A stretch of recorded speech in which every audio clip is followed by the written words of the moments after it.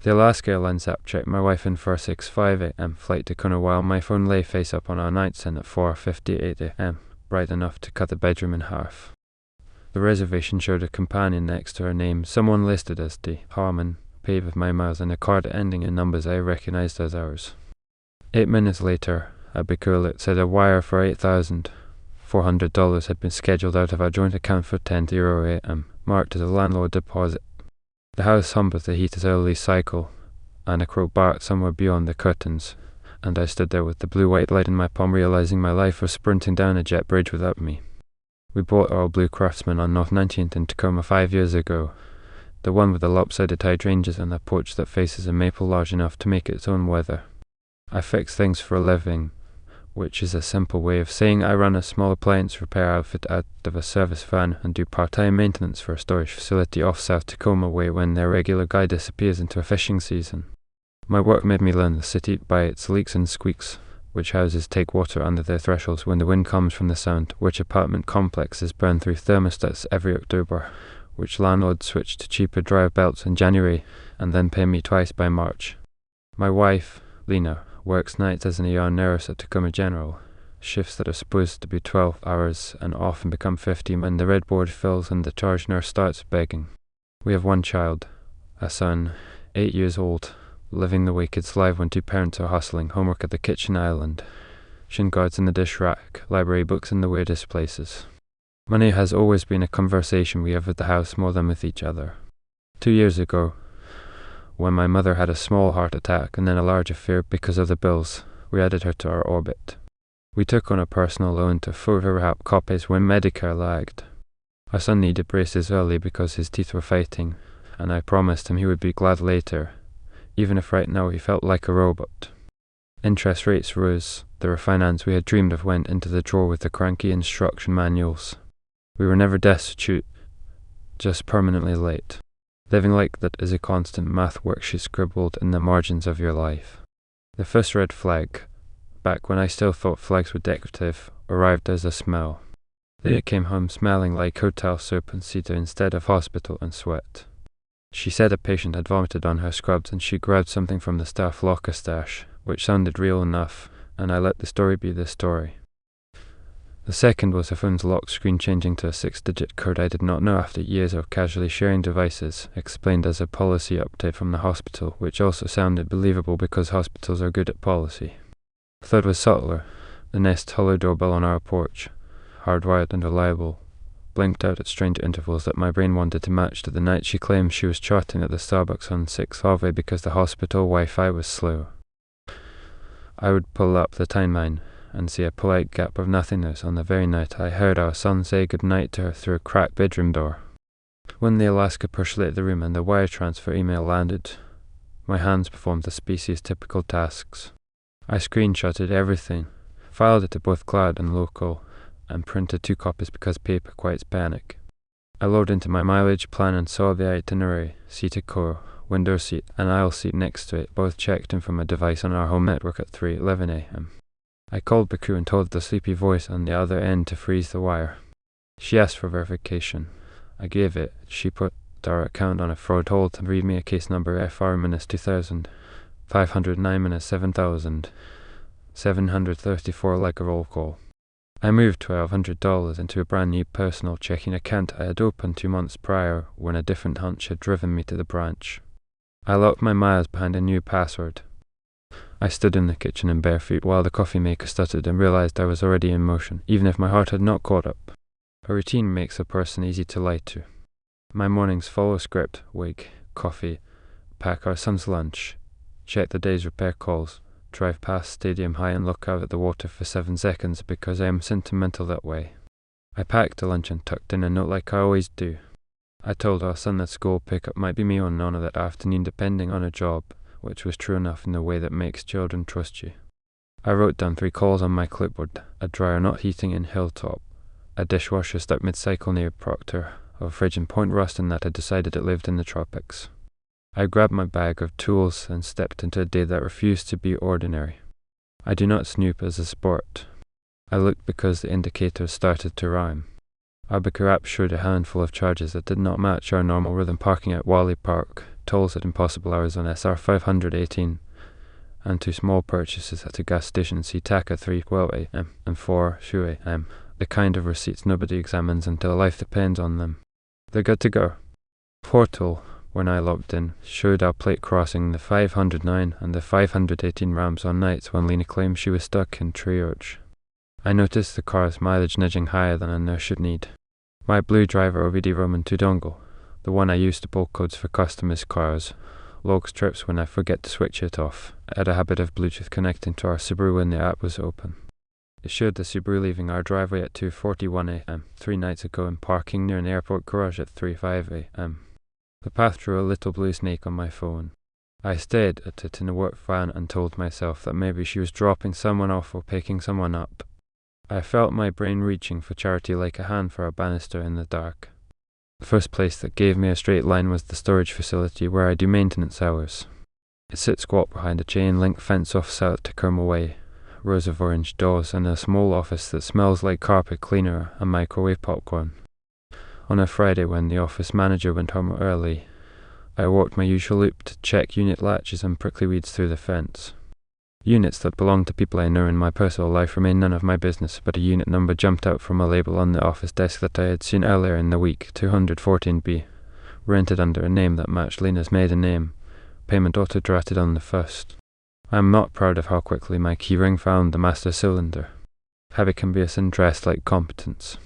Inside 214B sat a garment bag, a roller suitcase with a Hawaiian baggage tag, a banker's box labelled Haven Flats Burien, and a Rubbermaid bin filled with nursing textbooks and a zippered bag of scrubs.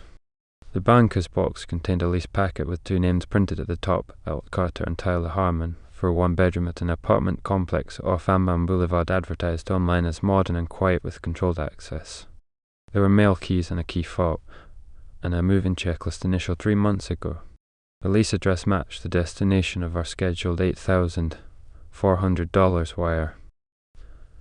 The roller suitcase had a TSA notice about a random search, dated from an earlier weekend when Lena said she had been called in to cover an evening because of staffing.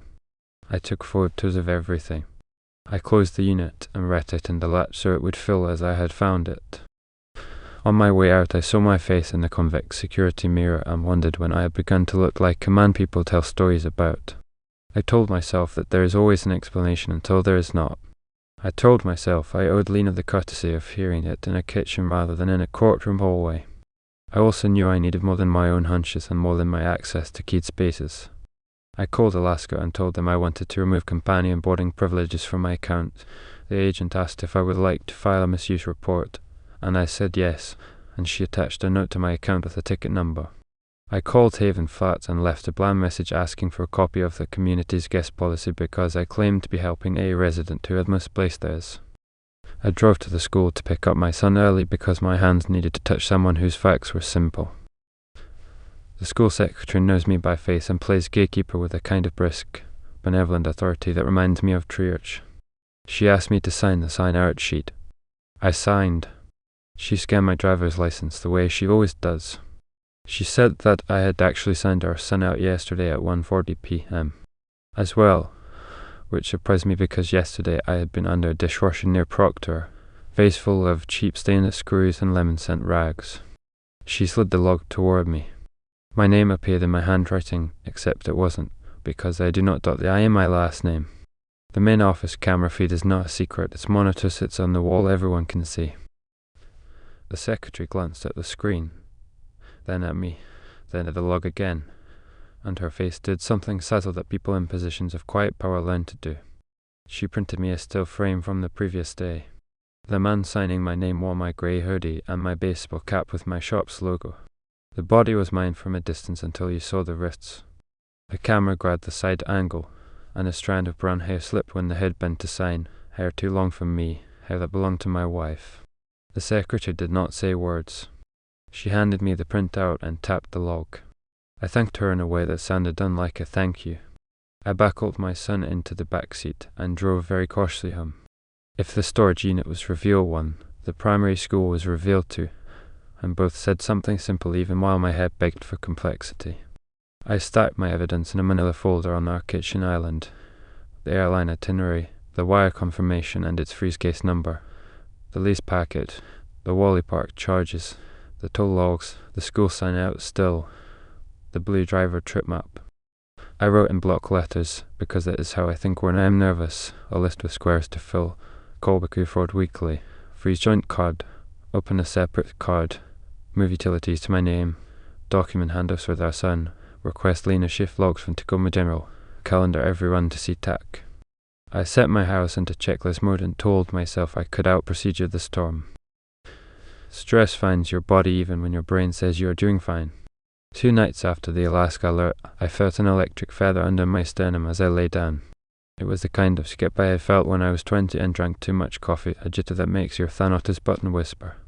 I sat up, breathed, told myself that the ER was the place my wife would be, and then realized I did not want to walk into her world with this face.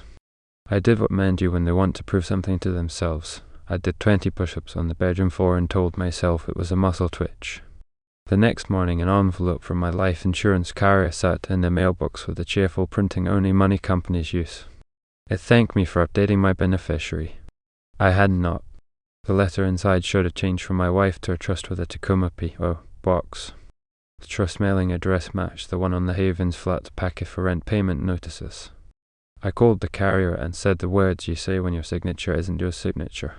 The corporate voice asked me to fax or upload a suspected forgery affidavit and promised an investigation with the reference number I wrote down and underlined. I added the letter to the stack. When you live in a city long enough and fix things for long enough, you collect a small army of acquaintances in useful places. A friend from my storage facility days now manages security systems for a handful of buildings around Tacoma, including the hospital. I asked him, without telling him a story, what the policy is when a spouse wants to verify that their partner was on shift on a particular night. He told me the hospital will not provide the logs to a spouse without a court order. He told me a staffing coordinator could confirm shifts, maybe, if a lawyer asked for it with the right language. He told me that their parking garage logs keycard entries by time and plate and that a subpoena sees everything. He did not ask questions I did not want to answer. I called a small family law firm on Pacific Avenue whose billboard had always made me roll my eyes because of the pun in their name.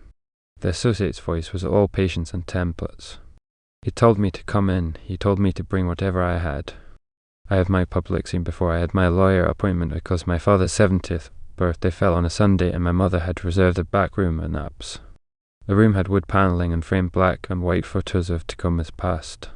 The table was a long rectangle where a family can either celebrate or perform. People brought gift bags and jokes and a cheerfulness that barely disguised their fear for my father after that first cardiac scare. I sat down and felt my folder on my lap like a hot plate. I had decided to present a sliver of fact rather than a monologue because monologues turn men ridiculous. After the waitress poured coffee and my mother started a toast, I asked the room for 30 seconds to explain something that might cause me to step out quickly during the meal. I opened the folder. I placed the Alaska itinerary on the table. I put the lease packet beside it, open to the signature page. I added a printout of the school sign-out log with the still frame of the hoodie and the long brown hair bent over my name. I said that I had frozen a wire transfer that morning and that I would be unreachable for a few minutes while I spoke to the bank's fraud investigator. I said I would adore my father in 5 minutes the way I adored him yesterday and the day before. In those 5 minutes, the room did the thing that rooms do when one member of a family offers a wound trophy. My mother's hand found my arm. My sister stared at the school still with a kind of raw focus like she could reverse time by studying pixels. My father looked at his toffee in a way that made me think of every sacrifice he had ever made in silence. My aunt said nothing. My aunt is not a nothing person, so the silence mattered. Lena's sister, who had come with her boyfriend, put her palms flat on the table in a gesture that said stop. People learned a little bit about themselves in a red booth on that afternoon, and I did not need to narrate it. Lena's face slid into something like PR when she saw the papers. She pointed at the Alaska itinerary and said we had talked about a spring trip in a general way, and she had been holding seats to beat the fair jump. That memory did exist, the kind of hazy plan couples make, and then park because real life eats calendars. She said that the wire was a mistake and she would cancel it herself, except the bank had already frozen it. She wanted the power of being the person who acted. She said the school checkout was a misunderstanding because she had my hoodie that day and had thought it would be cute to surprise our son with a parent pickup, and she had not anticipated that the secretary would check the camera footage like a drug dog. She said the Haven Flat lease was a storefront she used to meet clients from a health non-profit she volunteered with on her off days, a place that required someone to co-sign. Haven Flats is not a storefront. It is an apartment complex with pet policies and a pool. She insisted on the word office because it made her feel like the grown-up in the story. If I said slashing, I do not mean to. I watched a person I love try to bend facts into a ring. The ring kept squaring itself into corners. Van called during dessert. I stood under a faded photograph of a Tacoma street flooded in 1933 and answered. The investigator said the wire had been successfully frozen and the account would stay locked for 72 hours while they performed internal checks. He gave me another reference number with the upbeat consistency of a person who knows that order helps people not panic. He advised me to freeze our joint card and to move any essential auto pays to my personal checking. He asked if I wanted to file a family member fraud reports. I asked if there was another phrase we could use. He said he understood and coded it as suspected unauthorized transfer by a person known to account holder. The words sat in my chest like a handful of pennies. Public scenes teach you who watches. The waitress pretended not to observe the papers. The couple in the next booth did not pretend. My father asked if I wanted his lawyer's card. The urge to take care of me made his jaw tighten, and I realized that there's a kind of humiliation in being helped by the man you have tried to protect since you first understood how protection works. I kissed my father's cheek and said things I will not recount because I promise no dialogue here and because the shape of those sentiments is both private and universal. I gathered the papers. We sang. I did not eat much cake. The law office 2 days later had the sterile comfort I had unfairly mocked in the billboard. The associate listened to my timeline and skimmed the evidence and told me that custody courts in Pierce County cared about stability, money honesty, and the child's routine. He said I should freeze our joint cards, open a new credit card in my name, redirect my direct deposit immediately, and log all exchanges. He advised me to ask the school to require 2-factor pickup verification for our son license scan plus a code word at the desk and to put that in writing so there could be no misunderstanding later. He used the phrase temporary orders. He printed a letter to Lena requesting a separation talk and a pre-negotiated parenting plan to avoid surprises and heat. He prepared a request to Lena's employer for shift logs into the hospital garage for keycard entries, contingent on a court order. He wrote a letter to my life insurance carrier with the words suspected forgery and demanded the audit trail for the beneficiary change. He gave me a paper with a set of boxes and told me to initial each one when I had completed the task because the brain likes believing it is closing doors. He told me to stay boring and to document everything. People show up, and one of those people was our neighbour, Kendra, 3 houses down, the one with the slate blue bungalow and the chalkboard sign on her porch that never says anything snarky. She came by with a USB stick and an apology to intrude. Her driveway camera had caught a slice of our front yard during one of those Nest Hello outages. The night Lena insisted she had stayed at the hospital because a multi-car accident had pulled every nurse. The footage had a hallway quality, the rectangle of our porch light in the corner of the frame. At 9:03 p.m., someone walked along our side yard in one of my hoodies and turned off the small breaker switch at the exterior panel that feeds the lower voltage transformer for the doorbell. The person slid a window, disappeared inside for 57 minutes, came out, flipped the breaker back, and walked away. The Nest gap overlapped precisely with the outage. I saved the clip in 3 places. If you think I began screaming, imagine instead an odd taking me over like a coat. I emailed the school a formal request for the 2-factor pickup protocol and set a code word that nobody could guess because it had no meaning to anyone but our son. I asked the office to confirm receipt. I changed the back door keypad code. I set up a wise cam inside the door pointed at the breaker panel not because I enjoy cameras but because I was done with illusions. I wrote a common email to Lena stating that any removal of our son from school would require prior notice and my explicit texted consent. I put a read receipt on it because pettiness sometimes wears as prudence. I froze our joint credit card, opened a no annual fee card with a low limit in my name to keep my spending honest, and put groceries on it like a person building a paper wall. The hospital responded to the lawyer's polite letter. The staffing coordinator confirmed that on 2 of the nights in my question list, Lena was not scheduled. On one of them, she had clocked 4 hours of admin time a day. The garage log showed no keycard taps for her on the nights in question, and no license plate match for our Subaru within the relevant windows. The response included the word confidentiality a few times like a parental guidance label. My lawyer added the letter to an affidavit, and my life became affiliated with a court file number in a way I had once thought happened to other people. I kept working.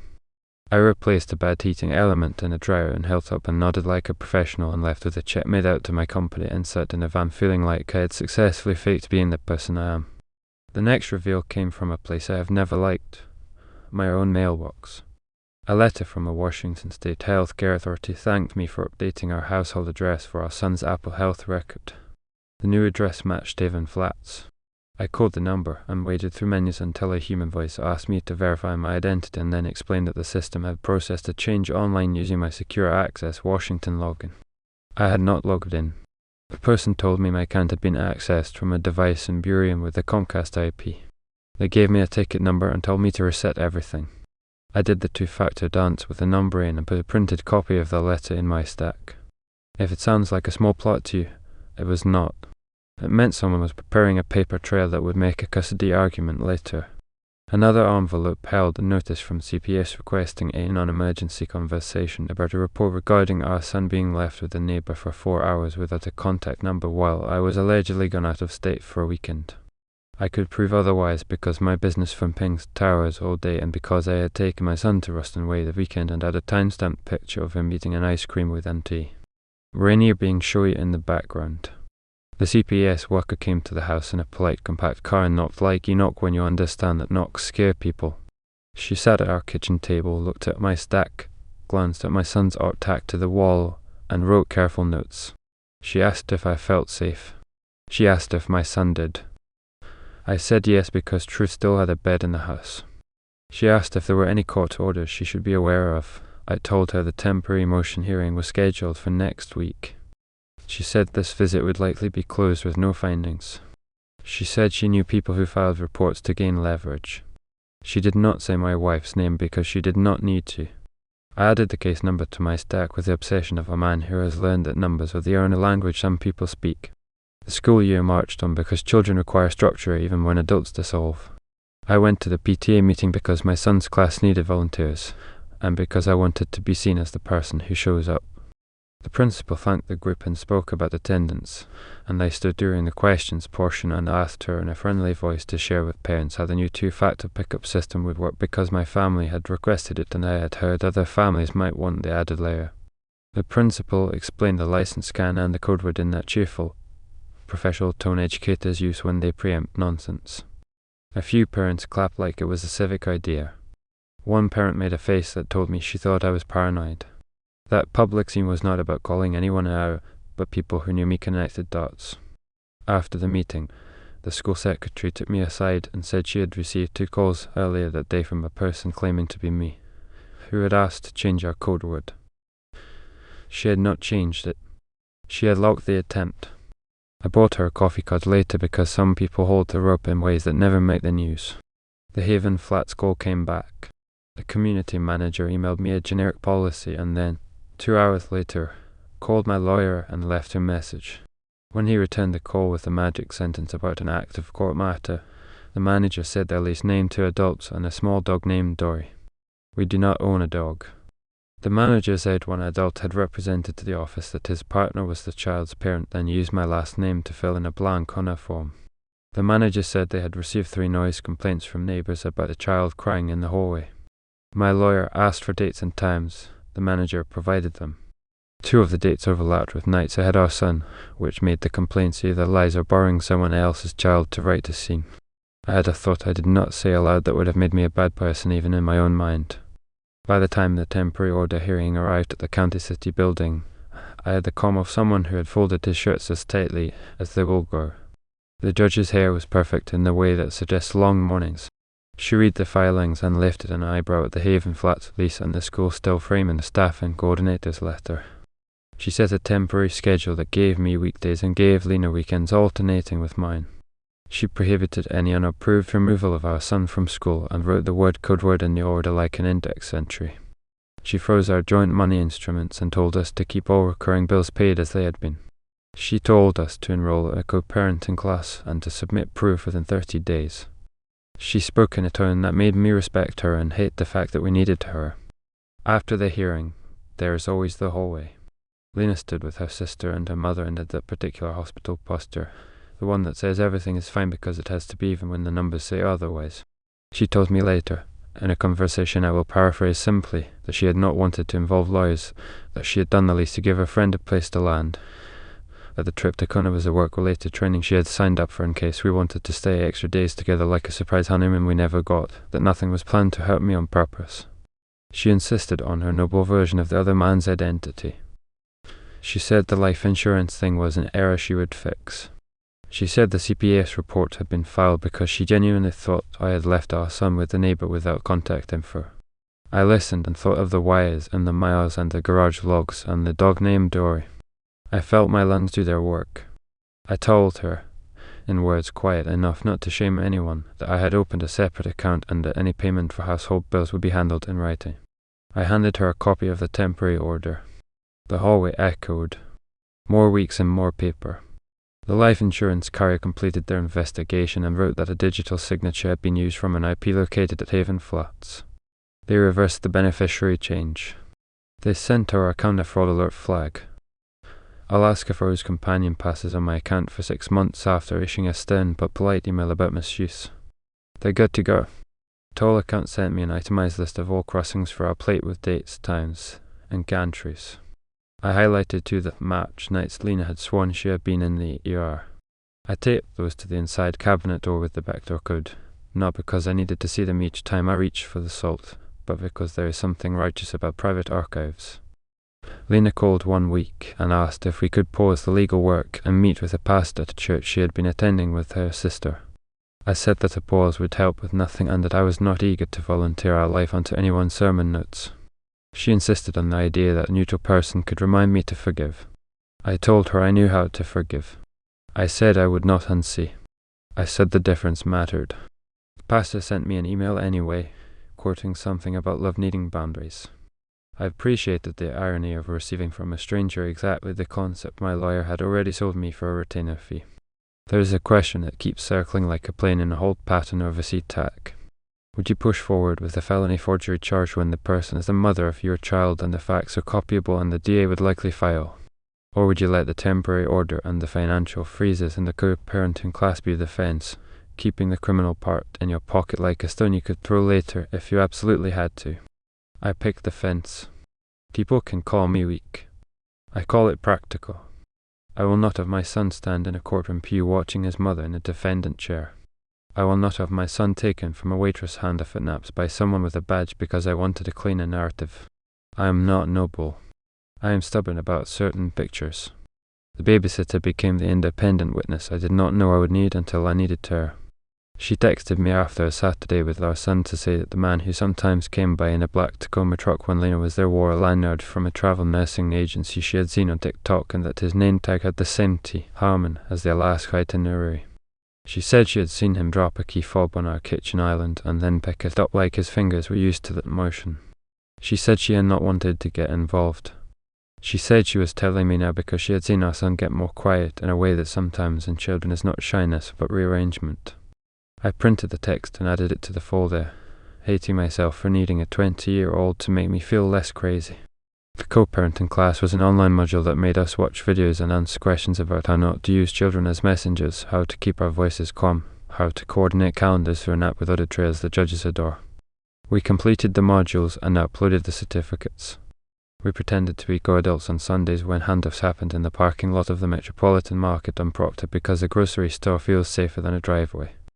Our son started drawing maps of places, not people, which might be nothing or might be how children keep control. Our house, his school, the park by Ruston Way where the ferry horn makes the air bump. In the maps, he drew lines like roads. He never drew airplanes. My van needed brakes one weekend, the kind of job I usually do for customers and now did in the alley beside our house with my son watching because he likes the click of ratchets. I found a slip of paper wedged under the passenger floor mat, a parking stop from the Sea-Tac garage. 5. Dated the morning the Alaska app had checked Lena in. 3:12 a.m. Booth 17. I put the stub in my pocket and did not add it to this deck because there is such a thing as keeping trophies the way hunters do, and I had decided I did not want to be a hunter. I replaced the calipers, torqued the lug nuts, pressed the pedal 3 times and listened to the brake fluid find its path, and imagined forcing a path where none ought to be necessary. I still go to Point Defiance in the morning sometimes before work. I stand at the edge where the water looks like something a painter washes brushes in. The airport's north-south traffic sends planes up and down the corridor in certain weather. From that distance, you cannot tell if a person on board is running away or going towards something. The contrails hang and then fray. Once at 6 a.m. On a Saturday, a plane made a long white line that looked straight until a high-altitude gust tugged it. It drifted a little and then held. The phone in my pocket buzzed, and it was the calendar app reminding me of the week's handoffs and payment due dates. Dull and faithful. I thought of that first alert at 4:58 a.m. and the blue-white light in the sense of a life sprinting. I thought of wires frozen and case numbers like beads on a string. I thought of a dog I have never met named Dory. I stood there and watched the contrail faint into the morning and wanted very much to stop narrating my life in my head like a courtroom. Then a bird winged down into the shallows and stared at something invisible and came up with a silver flick that it swallowed whole. The bird shook itself once and stood like a king on a stump. The water took back its invisible things. The stump stayed a stump.